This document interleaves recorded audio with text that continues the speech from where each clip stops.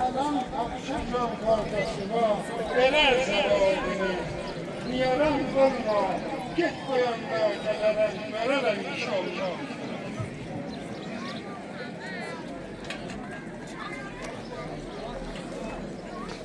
Öldürüp kardeşini, senceri teşverdi bu. Yok başında tüyken, tenha benim, yaverdi bu.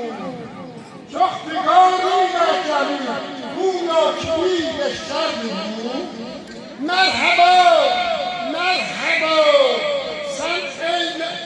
merhaba ey oğlum, bu kalbimi şad eyledin.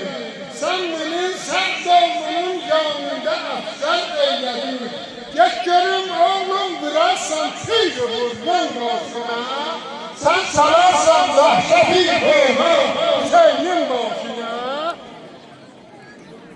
Ey ata, ben de bu sözünden çıkmaram. Bu cevabı öldürüp fermanı reddetmerem. Sen nizare et bütün bu cevanın haline. Bil yəqin ağlar anası bu cevanın haline.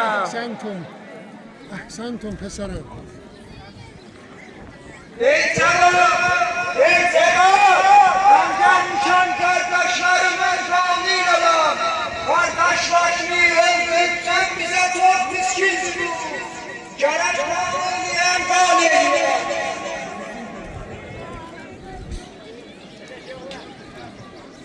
Size yokluğunu ya, sıkayım kazmalar.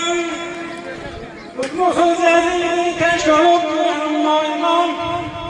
Hüccetullah olsun bu imamı teşkil.